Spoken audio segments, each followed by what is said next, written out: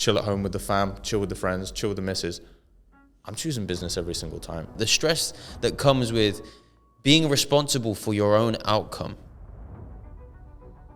is tough. You hear the stories of someone that starts a business 6 weeks ago and has done 50K. Like, that is fucking unbelievable. Well done, you. But that is not the common denominator. Like, it's just not what happens. Focusing on your journey. Your journey is your journey. Your book is your book. Every single chapter is unique to you, and it's different to every single next man that you see on Instagram or next woman that you see on Instagram doing X, Y, and Z amazing thing. You only see what they show you. They control the narrative. I think most people are aware of it. Most people understand that you're going to need to wait. You have to be patient until you see results in whatever it is that you do. But I don't think that people tell you when it comes to business, there is no end date to when you're going to see your results. I think people tell you that it's hard, but I don't think they tell you actually how hard it is. If we don't do it, we won't have anything. Nobody prepares you for that. Hey guys, welcome back to the Goons podcast. Today, just me and Chris sat down and we spoke about what they don't tell you when you first start a business. And believe me, there is a lot. Make sure that you stick around until the end of the episode so that you don't make the same mistakes that me and Chris made. Make sure that you hit the subscribe button, follow us on Spotify. Enjoy the episode, guys. They lie to you a lot, man, about starting a business. But on a real, like the online digital people, they do actually lie to you quite a bit. I think anyways. I don't think it's intentional. I just think that that's what sells. It's the desired outcome of most people when they actually start a business. Yeah. Social media is, it can be the best place in the world. It can be the worst place in the world. I mean, for an aspiring entrepreneur, going and looking at these other guys that are talking about 50K months, 100K months. Yeah, once you get to 100K, it's easy to get to $1 million. And the jet skiing in Dubai and the penthouse and the nice watches. But that's not the reality of what business actually looks like. That is the top 1%, if that, of business owners. To be honest with you, that stuff doesn't really bother me. If there's someone online that's saying that you can make 100K a month, I believe that that's completely possible, 1,000%. But the thing that I disagree with is you can make 100K a month from sitting on a beach and doing absolutely nothing. I think that is completely, like, we're not there yet. Trade talk, agency talk, whatever, start an online dropshipping, e-com business, like, they all come with stress. Don't get me wrong, you can buy back some of your time once you scale a business to a certain place or you sell and exit. But how many business owners have we sat down that are 10 times more successful than we are, 100 times more successful? They're in the fucking trenches with their team every single day working. Yeah. That desired outcome of wanting to sit on a beach and sit there all day and do nothing whilst the team's making the clocks tick and money's coming into the account just isn't fucking real. Yeah. Well, I think it depends on the space you're in, right? I mean, the guys that you're referring to are the TDM guys. And they made it very obvious that it's like, we don't need to be there, but we want to be there, which is why next quarter will be better than last, and the quarter after will be better than last. So driving a business forward, yes. Okay, that's fair. Being there. Forward, yeah. But like, if they wanted to cruise at $1 million a month, they could for a very, very long time and live off of a beach. But that's not, their ceiling is as far as they push it, right? And I think that's the same with everything. If you could live on a beach on 10K a month, and you could be an online coach that only works online and have 5 clients that pay you $2,000 a month. You could live on a beach and live that lifestyle and go to the gym and eat good food and whatever. But is that your ceiling? Like, do you get what I'm saying? It's attainable, but it's not attainable straight away, first of all. And second of all, it's only attainable if that's what you're happy with, if that's what you're content with. But you can live on the beach and you can train, but you can't have the Patek. You can't have the Lambo. You can't travel here, there, and everywhere because you need obviously more liquid to do that. And to get more liquid, you need to be in the trenches to drive the business forward. I feel like that's one thing that stepping into business, me and you thought at this time, I mean, what are we, 2.5 years in now? No. Coming up to 2 years. Or it is about 2 years now. Nowhere near 2.5. If we'd had said at the start of our journey in 2 years' time that we'd be in our position, we'd have been like, nah. We're going to be here. We would have been doing this. The restaurants would have come, paid off mom and dad's mortgage. And do you know what I mean? Like that's where we would have thought or hoped we would be. But the harsh reality is that it's a tough game. If it was easy, everyone would do it, right? But that's exactly what's fucking separates people, man. It's exactly what separates people. It's most people would have given up by the time that they got to where we are. And that's one thing that has to stay in the back of your head when you're really trying to build something. Yeah. Most people would have given up, man. But anyways, onto the topic of the episode, man. What did it take to get here? What did it take to build a business? And by no means at all a successful business, but what did no one tell us when we started?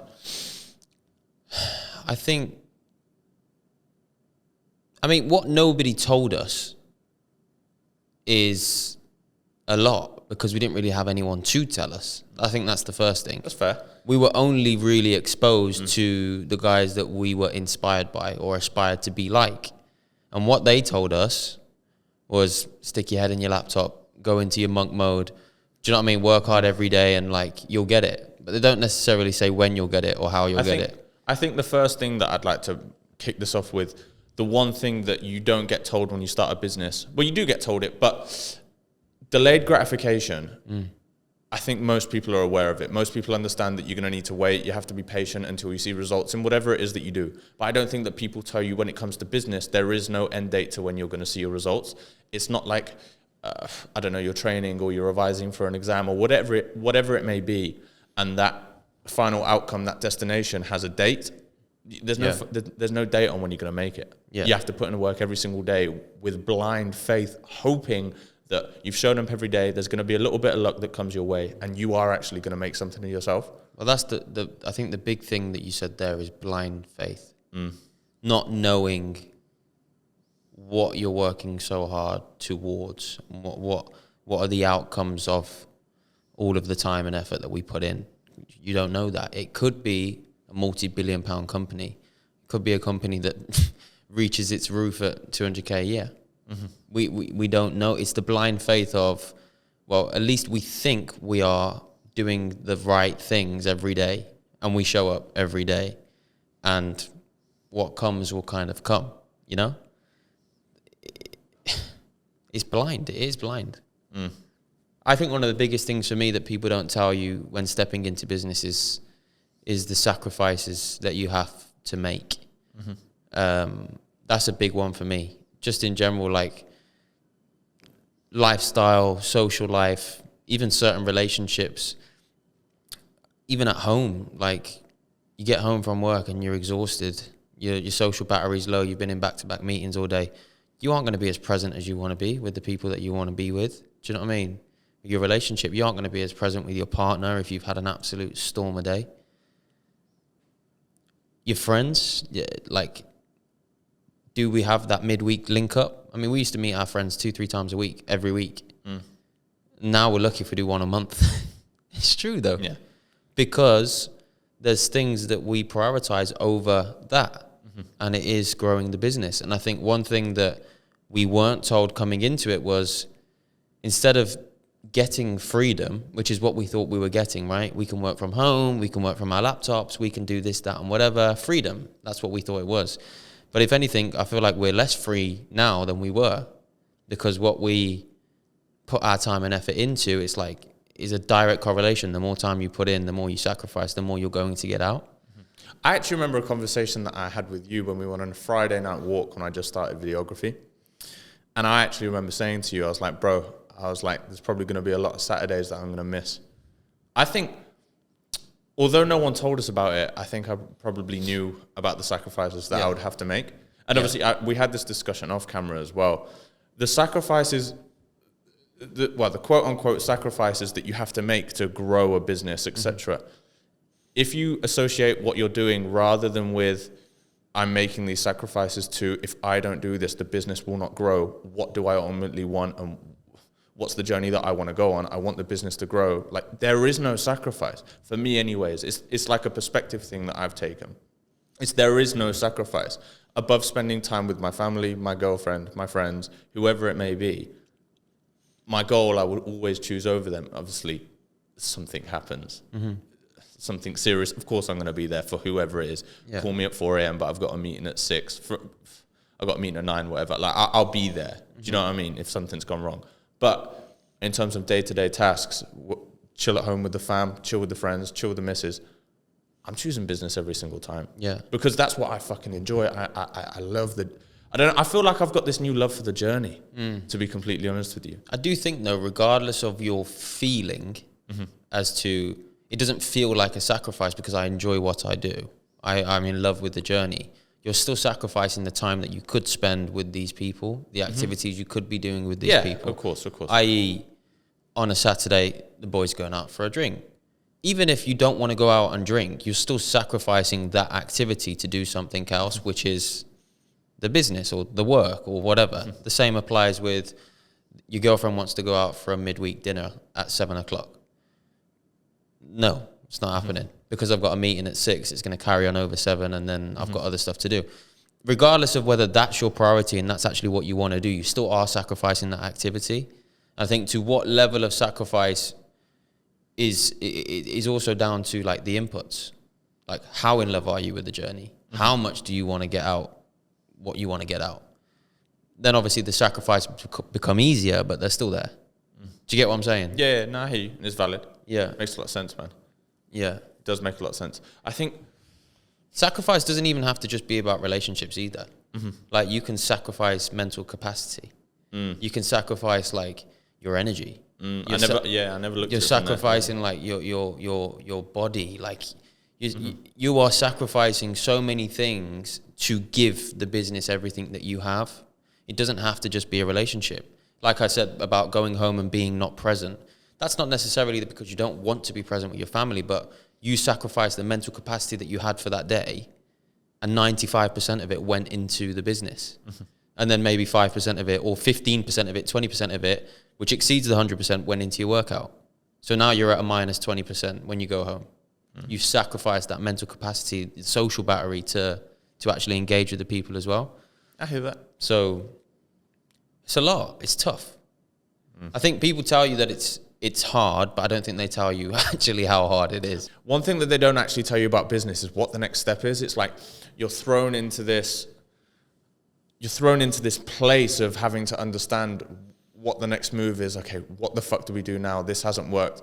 There's no understanding. Yes, there's courses out there and stuff like that, but are they going to have the value that you actually need? Like, have you sat down and have had like a solid conversation, understood the context of what's inside this so-called course that could help you, or whatever it is? It's like the next step is never a clear picture. It's something that you have to figure out. Yeah. I feel like one thing, though, actually, to counteract that point, one thing that I've started doing is reading recently. And I said at the start of the year that I was going to finish a book before the end of the year. Still happening. Different book though now. First book of my life, I'm going to finish it. But anyways, I've started reading a business book. And first of all, I'm thoroughly enjoying it. Anybody at home, I'd go recommend. Pick up a book about something that you're interested in, like business. And I feel like I found a lot of value from it in terms of mindset, etc. But the actual value that I've gained from how to grow a business, how to build landing pages, etc., like all of this stuff has been fucking huge. And it's like, can implement it into the service, can implement it into ourselves, like the buyer's journey. Yeah. So I feel like that's one thing in itself that people don't tell you about business when coming into business, especially as a new startup or just, I don't know, starting your first business. Like the amount that you have to educate yourself to stay on top. Not even to be ahead, just to be on the level playing field. Like you said, there's no one to tell you the next steps, but there are resources that can guide you through, or the resources might give you, I don't know, the clue which helps you to then unlock what that next step is. The importance of actually educating yourself, whether that be through reading, whether that be through podcasts, whether that be through courses or mentors. I think the one thing that you didn't say, but I think it's the best tool, better than any of them, is YouTube. I think that there is no better information out there than there is on YouTube. But that's just from personal experience, and maybe it's because educating myself, that's where I've spent the most time. Okay, well, let me flip it then and say, because I didn't specifically speak on a platform, I said podcasts, mentors. Okay, podcasts, fair enough. But effectively, like the guy that taught you how to cut and edit a video, effectively is a mentor because they taught you something.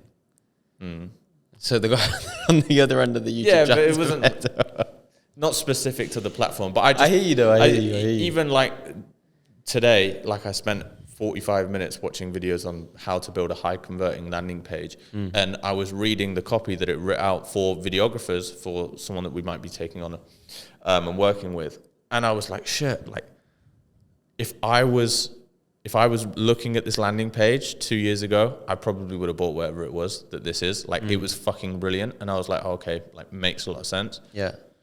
So like even things like that, like still to this day, like YouTube, there is nothing better out there, I don't think. I think it's a very underused tool. What's another thing for you that you maybe weren't aware of when we started the business that you are really aware of now? One of the things that people don't tell you when you first start your business, when you get into this business world, you're aware of it from before, but you don't understand how much it actually takes. But it's the discipline that you have to put in, the showing up every single day. It's unparalleled. Like having to stay disciplined, like with months on end where the business is going absolutely nowhere, is fucking hard. Like you hear the stories of someone that starts a business 6 weeks ago and has done 50K. Like that is fucking unbelievable. Well done you. But that is not the common denominator. Like it's just not what happens very often. It's a tough pill to swallow, seeing other people doing so well. Not that it comes from a place of envy or jealousy, but like seeing someone that started after you that may be doing better. Yeah. And like you could be wondering, what am I doing wrong? Why haven't I gotten to this place? And as well, I think it's important to stay disciplined during the good times too. Because you only touched on when times are bad, show up. But when times are good, don't book the first flight out to the beach to live that lifestyle that now you think that you've achieved, because it can just the same way it went up is the same way it could go back and more. So like, even when you start to see some light at the end of the tunnel, if anything, that's the time when you put your foot down even more. You have to be more disciplined. You have to be more consistent. You have to be, especially if you are in a business that you want to drive forwards. Again, going back to the start, like if you're happy to just be in cruise control, then that's fine. But I mean, do you want to be in cruise control? Do you want to drive the business month by month by month by month, year by year to see growth? Like that's what we want to do. So even when times are good, you have to stay disciplined, stay on the track. And I mean, you mentioned about other people that maybe start after you and see some success in whatever industry that they're in. I think another thing that people don't tell you coming into business is the importance of staying in your own lane. Like focusing on your journey. Your journey is your journey. Your book is your book. Every single chapter is unique to you, and it's different to every single next man that you see on Instagram or next woman that you see on Instagram doing X, Y, and Z amazing thing. You only see what they show you. They control the narrative. So steering out of your lane and looking at other people's successes or what you think or believe to be successes, sometimes it's not always what it seems either. They might look like, I mean, if someone goes across to my Instagram, I'm aware of it. If someone goes across to my Instagram, it probably looks like I'm a lot more successful than I am. True or not? Like, because the type of content that is on there right now, I mean, I haven't posted in a while, but the type of content that is on there is that kind of lifestyle-y kind of, do you know what I mean? Or a sales call here and there and whatever. Nobody knows that sales call didn't get closed, or if it did. But the whole point is that do you get what I'm saying? So there could be someone that looks at my Instagram or looks at your Instagram and thinks, fuck, how are they doing this? I've been in business for 10 years now. How are they doing this? Do you get what I'm like? But the reality is that we show you what we want to show you. And not everybody's quick to show the highlights and quick to show the fancy dinners, the jet ski in Dubai, the agency lifestyle, the trader lifestyle. But does everybody show you when they are down in the dumps? When their business has done a minus 100% month? Like, do you get what? Nobody shows you that stuff. So for you to start comparing and to use other people as like a way to get you down and effectively not staying in your lane is not only going to mess up with your own mentals, but sometimes you'll probably be taking the information in and it's not actually the facts. It's just what they want you to think. I think one thing that I wish that we knew when we first started in business was I wish that somebody told us to build a product around the market, not to make the market want your product. Yeah, it's fucking common sense, but we just didn't know it. And like, if there's anybody listening today that's thinking about starting a business or has one, like genuinely just find out what the market wants, and like you're going to find a product that actually fits in there so much easier. I mean, massive thing. We touched on it in our last in-house, but I mean, to that person that you're speaking to right now specifically, what can they do to figure out what their market wants? Well, I think that there's a few ways personally. Like, for instance, I don't know, if I was building a brand around fitness, like, I am the ideal client avatar. Like, I am the person that I'm selling to. So, like, I'm going to know that pretty well. But if you're not, I don't know, if you're in a space like marketing and you're trying to speak to, what's a random niche? I don't know. Dog groomers. Dog groomers, yeah? And you're not a dog groomer. You need to go and speak to some dog groomers, understand how they understand their language, understand what their fears and desires are, understand what their day looks like, where they communicate, absolutely everything about them, to actually get an understanding of how you can help them and create a product around their niche. And find gaps. Where can you solve a problem? I think the thing for us when we started was that I think we just wanted to start something. I think that's the best step to take, though. Yeah, for sure. But there wasn't a business plan. There wasn't market research. There wasn't... Do you get what I'm saying? Controversial take. Unless you're starting a business, yeah, with like millions of pounds or hundreds of thousands of pounds for investment. Yeah, and you need investors. Yeah. Fuck a business plan. Like, respectfully. Like, we know people that have built business plans for a business. If that's what they feel like they need, there's nothing against that. But for me personally, unless I was going to take something to somebody for investment, and you need a pitch deck and you need things to understand, etc. If you're starting a fucking agency or Amazon FBA or even like a clothing brand or something out of your bedroom, like, do you fuck need it? Like, you don't break shit. You don't need you don't need a business plan. You just need to start. Yeah. And starting is the main thing. And it's like 6 months will go by and you're gonna figure some stuff out. A year will go by, 2 years will go by, 5 years will go by. You will just figure things out. And it's like, you can build the business plan when you're at 5 years in, you're doing however much every single month. And then, I don't know, how do we take the business to the next steps? Create a plan then. Yeah. Why at the start? Just fucking start. Yeah. Just give it everything and just don't stop. I think that take is very like specific to us and the way that we work. But some people are like, they need a list or they need something in front of them to work towards. So like H said, if you feel like that you need a business plan, regardless of whether you have investors or not, like, if that's something that you need, do that. But don't spend 6 months doing that. I'm just talking from experience. Yeah, things like sure. Business plan, logo, building out a fancy website, building out, I don't know, some pretty Instagram templates. Like, these are all things that waste time. Like, well, wasting time on for the podcast. First one we ever did. The same one. Fucking looks great. But no one cares about the logo. People care about the fucking product. Yeah. And I think the product's pretty good, man. I think we have some good convo. It's true, though. If we were like really, really hooked upon branding on the podcast and what's that going to look like and what's our color scheme and what's our font and our logo, like, you guys can go and you can scroll back a full 97 weeks and just see us breaking shit just from our thumbnails. It's just even like, well, I say even, but watching the pod as well, like everything down. If you watch the first episode, compare it to now, like, uncomparable. Even little details, guys, that I don't know if any of you pick up on them, but like the blinds behind me today are tilted up instead of down because there was a podcast where like I could see the darkness coming through and it pissed me off. So it did the other way. Like the little way that we wrap these things around, like these are just,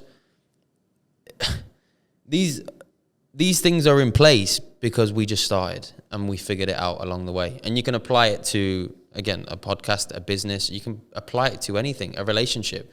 When you go into a relationship, you do a business plan. So in 5 years, we're going to move out together and then we're going to have our first kid and then we're going to, you just date, you like the person and then you go with the flow. And more often than not, for me, those are the relationships that end up being the best ones. Bringing it back to the actual point of what we're speaking about, if business plans are your thing, do them. But I personally think it's something that is pointless. Like anything along those lines, details about any of those little intricacies, just forget them and just take the jump, whatever it is. And I also think that there's a lot of power in just figuring things out as well. Like, I know that we spoke about it briefly before, but like, there's a lot of fucking power in it. Like, I feel like I'm very good at figuring things out. Like, I'm very good at learning things, using the resources that I have access to, like we mentioned earlier, YouTube. Like, it's a good skill to have to be able to just figure that stuff out. Okay, so another thing that I think, for me personally, I mean, I don't want to speak on behalf of you, but something that people didn't tell us before starting business was the stress that comes with it. Now, part and parcel of business is stress, and how you manage it is important. I saw a clip of Top G a couple of weeks ago, a couple of days ago, and it was like, the higher you go in regards to levels, the higher the stress goes. How you manage and deal with that stress is going to determine how much further up the rankings that you go in this game we call business. But the stress of, are we getting paid? Has that invoice gone through? Was that sales call any good? Was my outreach message too pushy? Do you get what I'm saying? Like, they haven't responded to me for 2 hours. Are they busy? Are they not? Like, the stresses that come with, again, going back to one of your previous points, not knowing. I don't think that's something that people prepare you for, like coming in and stepping into business. I mean, the industries we were in beforehand were pretty stressful, right? I mean, you're busy, you're a staff down or whatever it is in the food industry. But I think it's a completely different stress to the one that I think I was more, we deal with. I think since we started the business, I've never been directly stressed by work, to be completely honest with you, bar one time. What was the one time? It was just a bit of a sticky situation with the client. You're probably thinking about it as well. I don't know. Yeah, Was it in here? I'll tell you after. No. Oh, well, what about that one? When Akil was here, telling me you weren't feeling a little bit stressed. You know, I completely forgot about that, to be honest with you. But what I'm saying is, like, I think it's unfair for you to say that you're not ever stressed by work. No. I'm not saying that I'm not ever stressed, but like in the shop, like when I used to work in the family business, there was a lot more stress. Like, I felt like there was a lot more on my shoulders. Really? Yeah, 100%. Personally. Damn. I feel like it was the opposite. For me, genuinely, like, the stresses that came with that job were just like, just do the work. Just do the work. Just flip the burger, flip the chicken, sauce it, put it in the bag, get it out. And like, yes, there might be a lot of tickets and it might be a little bit overwhelming and you might feel a bit like, at the end of the day, long day. But I don't know. I find myself having more sleepless nights now than I did then. And like going to bed and thinking, what about this? I never went to bed thinking, fuck, did I put lettuce in that chicken wrap or not? Didn't happen. It just didn't. Like, but I'll go to sleep now thinking, did I end that call the right way? Should I have done this? Did I not do that? Did I turn that off?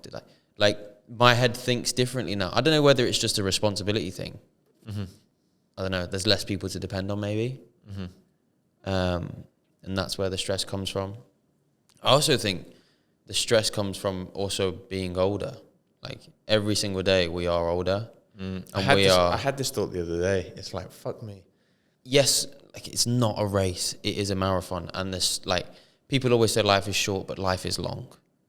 Like, life is long. We haven't really, if we live to, I mean, touch wood, the ages that we should expect to live to as young, healthy people, we haven't even reached a quarter of our lifetime yet. But it feels like we're chasing our ass. Because of the, maybe it is because of the external pressures of, we have to make it. Like, we're getting older. When do we move out? When are we going to be able to fend for ourselves? When are we going to be able to do X, Y, and Z thing that we said to everybody we were going to do? It's like a ticking time bomb of like, another day's gone by, still not done it. Another day's gone by, still not done it. So maybe that's where the stresses come. Whereas before, I get stresses from things like that, but I don't get things like directly correlated to the work, if that makes sense. But that is around work. Because if work performs, I'd say that that's like stresses more so reduce. around the business. Like, I've never been stressed as to like how I ended a call. I don't think, anyways. Yeah, but we're not speaking about just the work. Yeah. It's the choice of business and the stresses that come with that. Like, there's some days where I've walked back through the door and they've been like, tough day. Like, yeah, how'd you know? We can see it. Like, you're just like, like, that's stress. Like, regardless of, like, I mean, even down to like a couple of days ago when we were in the office and we just sat in silence, like, that's a form of stress. Yeah. That is a form of stress, regardless of whether it's, was that email nice enough? Like, Yeah. not the intricacies like that, but like the stress that comes with being responsible for your own outcome is tough. I think a lot of people don't say that to you as well. It's another thing. It's quite obvious, really, but your business at the start, until you start to build out a team, is the outcomes that you get are directly correlated with how much work you put in. It's like a simple equation, like work, hours, like equals business growing or money or whatever that is for you. Skills acquired, experience, network, whatever it may be. Yeah, it is though. I think that is another thing, like time. People don't tell you about the amount of actual time that you're going to spend in your business if you want it to grow. I mean, we kind of touched on it beforehand in sacrifice, but like, we thought when we left the family businesses, which were closing times at 10 o'clock, and you got to drive home, you got to clean up or whatever it's going to be, we were like, great, we're going to have so much more time back. But the harsh reality is we actually work more hours now than we did then. The only difference is our days just start a lot sooner. It's true though. Like our days just start a lot sooner. Our day of work starts a lot sooner. We're working from 4 hours before a shift would start at the shop, maybe 3 hours. And sometimes we don't leave here until 8:30, 9. I mean, there's been some nights where I've been here until past midnight trying to get a podcast edited. Like the time that's going to go into actually building something that is going to last and is actually going to grow and is going to effectively like fund your life, because that's what it is. It's a lot, bro. It's a crazy thought to have, isn't it? It's a bit scary. Like what we're doing is like going to fund our life. Damn. If we don't do it, we won't have anything. Anything. Shit. If we don't do it, we won't have anything. I love that, bro. Nobody prepares you for that. That's gonna go sick in the trailer. No, it's a crazy thought, man. But it's true though. It's yeah, man. At the start, you have to be fucking relentless, and I feel like we probably weren't relentless enough when we first started. But I think it's a naivety thing. yeah, I think you grow into it, and you'll become We'll relentless. get 10 clients, and they'll all be paying us X, and we'll be doing this, well, Kushti, and but again, just because you think something's going to work doesn't mean it work. Just don't rush the process, man. Like genuinely, I feel like it's something that it's taken me a very long time to really like learn to love. But Patience. just fucking, pardon? Patience. No, the journey, man. It's taken me a real long time to love the journey, but just fucking learn to love it, man. Show up every single day, because Andrew Tate said it the other day, man. Show up every single day. I can't remember the quote word for word, but it's like show up every single day. If you show up every single day, you might get lucky. And if you miss a day, you'll miss a lucky day. I've butchered it, but it's something along that. And it's like that luck part does come into business. If you miss it, the 5 days across the year might have been the 5 lucky days. Yeah, who knows? Just fucking show up, man. Yeah, 100%. Shout out Top G, man. What guy? Yeah. Happy to wrap it up? Yeah, I think so. I mean, to be honest with you, I'm absolutely shattered today. I've had a double session, and I just feel really tired. So I just want to apologise to the viewers and the listeners if Chris's energy's been a bit off, but I think you were brilliant today, mate. Performance 10 out of 10. Thank you, Sean. If we were doing the analysis, I think yours was like a 9.5. If we were doing the match of day analysis now, they'd definitely be putting the circle around you and the performance. Look at him, look at his movement. But yeah, let's wrap it up. Guys, also, sorry that we don't have a guest today. Me and H have really, We've just been busy. Yeah. Straight up, we've been busy. Yeah. But hopefully we're going to have some really, really exciting guys coming on in the next couple of weeks to close out the year strong. And one thing before we go, finish the fucking year strong, guys. Just because it's starting to get a bit colder, sun comes up a little bit later, Christmas is around the corner, New Year's is around the corner. Don't take your foot off the gas. Now is the time to finish the year fucking strong so that we can start 2025 on a fucking high. Vamos. Come on. And on that note, Make sure you like, comment, subscribe, turn the bell notification on so you get notified every time we release a podcast. My Spotify guys, we love you, we appreciate you, and we have been forgetting about you. So make sure you follow us if you don't already. Leave us a rating, and we'll see you all next week. Catch us later, guys. Love.